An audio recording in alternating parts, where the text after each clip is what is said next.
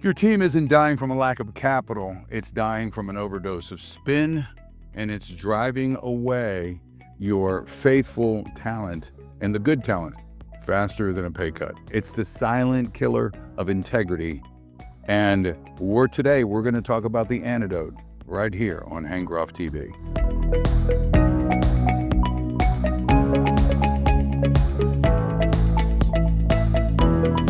Welcome back to HankGroffTV. I'm your host, Hank. As the founder of Frequency Leadership, I've spent years watching people dispense this type of poison. It is always destroys the strongest of tribes. As you know, here today on this episode, we talk about the 10 leadership habits that are poison to teams and tribes. They are toxic.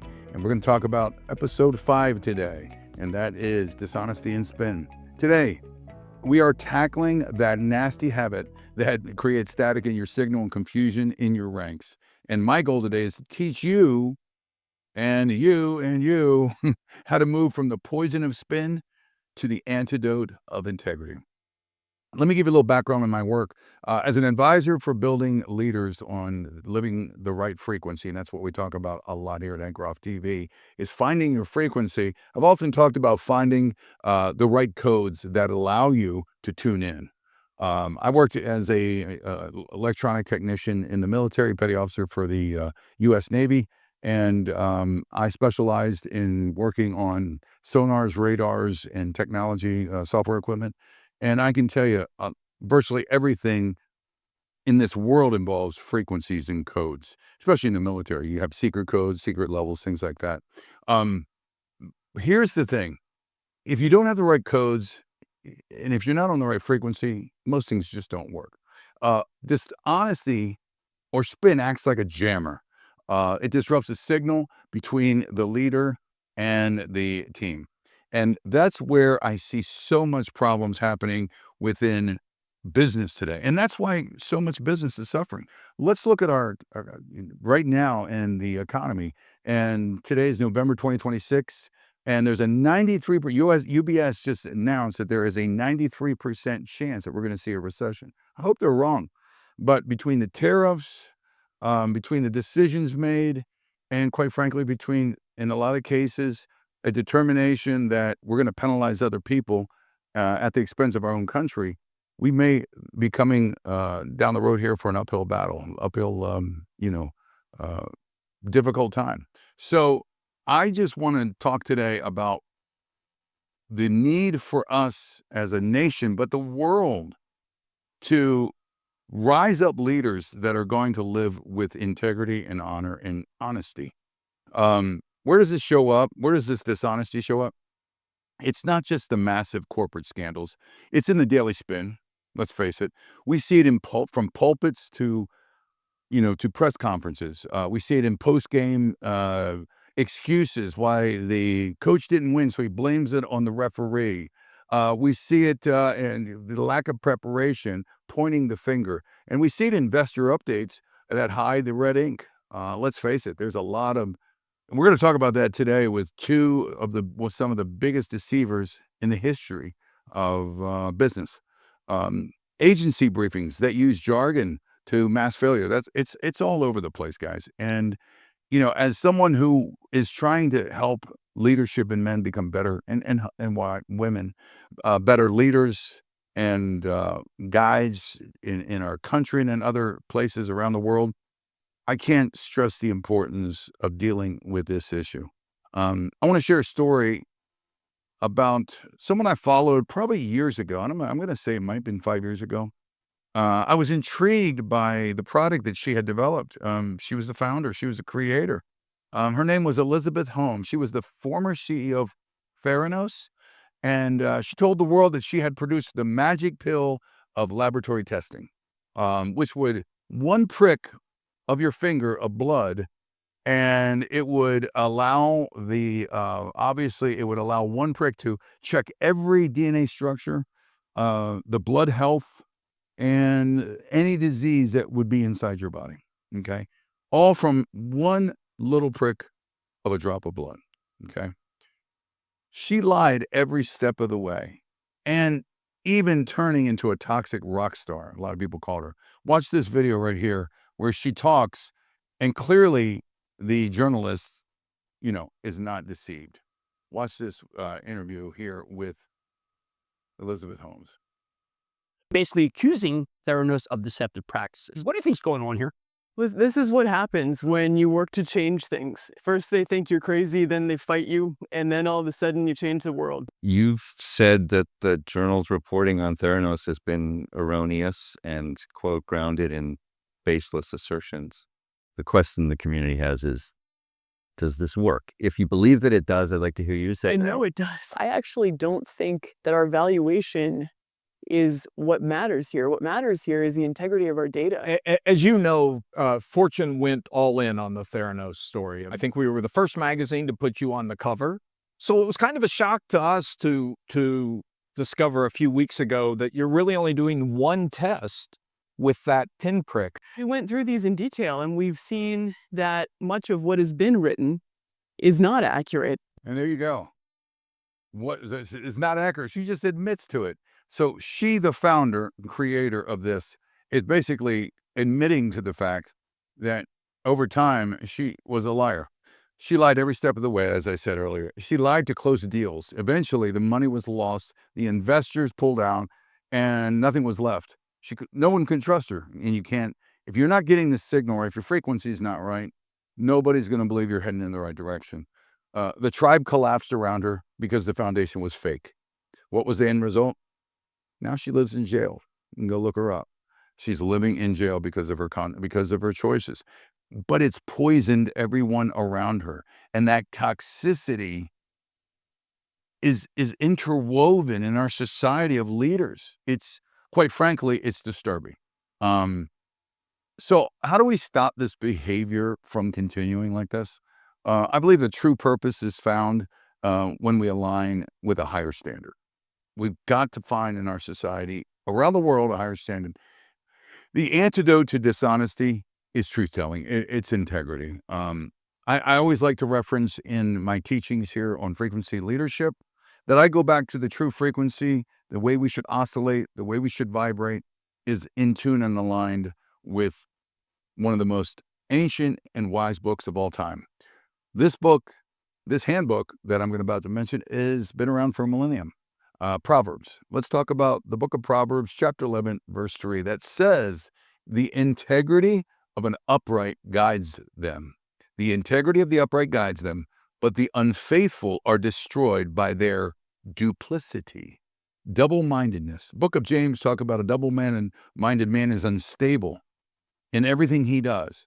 He's bouncing around. He's either, and it's always, of course, because they want to protect their own interests without any care for the interests of others.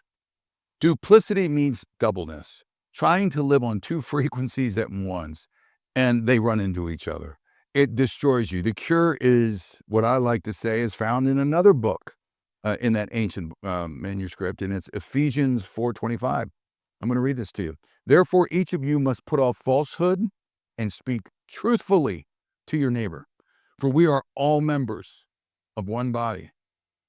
Whether you are leading a platform, a congregation, or a sales team, you are one body. And that's the truth. One organization, one body. If you're the head of that body, if you're the leader and you're watching right now, you're responsible for this entire body. You're the one who leads the group. When you lie to your team, then you are confusing your own nervous system. The team is reacting as if it is going through getting poison through its system, and it's dying. We don't just talk theory here. We're going to talk tactics. And so we've put together an antidote playbook for the week. And check this out. I'm going to list 3 things. I always try to list about 3 things in frequency leadership, because the mind can control 3 things. First of all, in step 1, name the poison. In your next staff meeting, I want you to confess one example of where you spun the truth. Say, I told you everything was fine with this account, but actually, we're in trouble. Confession kills the spin. That's the truth. Then number 2, install a guardrail. Okay, create a blameless retro. This is a meeting where no one gets fired for a mistake, but you will get fired for hiding one. So lay it out there, guys. I'm creating a safe zone here. I just need to know the facts. And if you're the leader and you're the head, okay, stop manipulating the situation to get the answer you want. There's nowhere you're going to become any better as a company or a leader if you're constantly manipulating the facts. Don't be. We talked about that in the last couple episodes, okay? Create a decision log that forces you to write down the real reason for the decision, not the PR version. I think throughout my history of my career, PR has probably killed most companies. It's to watch the PR more worried about being sued than getting the truth has become the downfall of this world that we live in. And it's not just the United States or Canada, or Europe. It's all over the world. It's a sickness that has become all over the world. To break this sickness, the last thing you got to do is, this is a tough one, is invite a truth teller. Find someone who you're going to be held accountable to. Find a coach or a mentor. Make someone outside your organization has permission to call you out. If you want to call it your advisory council, great. I've had them before in my organizations, and it was the lifeblood of improving and creating consistency and integrity in my business as a leader. Tell them, I need you to watch my blind spots for spin, and then make them hold you accountable. Let me show you another clip here. I'm going to pull this up on my on the system.